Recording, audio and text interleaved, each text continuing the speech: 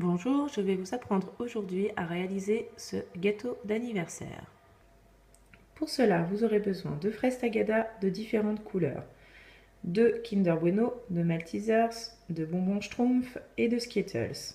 Vous aurez aussi besoin d'un disque en carton, de Nutella, un assez gros pot quand même, je pense qu'on ne va pas tout mettre, et de génoises. Donc moi j'ai fait 2 gâteaux génoises que j'ai fait tout à l'heure. J'ai pris la recette sur Meilleur du Chef. Je ne voyais pas l'intérêt de vous la refaire, sachant qu'elle est très bien détaillée sur le site.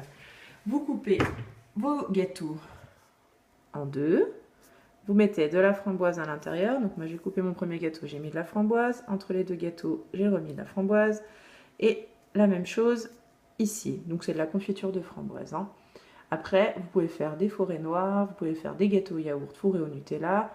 Bref, ça c'est comme vous voulez. Le but c'est d'avoir simplement cette hauteur de gâteau afin de pouvoir coller un Kit Kat avec une fraise tagada. Maintenant, on va commencer le gâteau. Donc après, nous allons recouvrir notre gâteau de Nutella. Donc faut pas hésiter, on y va. On en met bien sur le dessus. Mais c'est pas la partie la plus importante. Le plus important, c'est d'en mettre sur les côtés. Voilà. Donc pour mettre sur les côtés, on y va comme ça. Voilà. Et on recouvre tout son gâteau. Voilà ce que ça donne. Donc il faut bien en penser à en mettre partout et bien autour. Et en garder un petit peu dans un bol à côté. C'est si jamais les Kit Kat ne collent pas, on s'en servira pour coller au gâteau. Alors maintenant, passons au Kit Kat.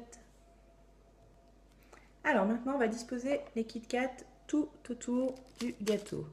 Donc si vous avez fait la première étape comme il faut, vous voyez, il colle très facilement. Voilà, voilà. Donc on fait tout le tour. Donc voilà, une fois qu'on a mis tous nos Kit Kat, on prend le ruban. Donc moi je l'ai pris rose, après vous faites comme vous voulez. Vous pouvez le prendre vert, jaune, bleu, ça c'est égal. Encore une fois, à vous de personnaliser comme vous le souhaitez. Et enfin, la dernière étape, on va disposer les bonbons sur le gâteau. Voilà, donc là, on laisse parler encore une fois son imagination. Voilà. Donc on n'hésite pas. On met toutes ces petites fraises. Voilà, donc on alterne avec les couleurs. Donc là, après, on passe au Kinder Bueno. Donc moi, je sais, c'est pas bien, c'est du gâchis. Et encore, j'ai réussi à trouver des volontaires pour y manger. Je ne mets que les bouts des Kinder Bueno, parce que sinon, c'est pas très joli. Si vous mettez des petites choses qui dépassent, c'est pas top. Voilà, après c'est mon choix.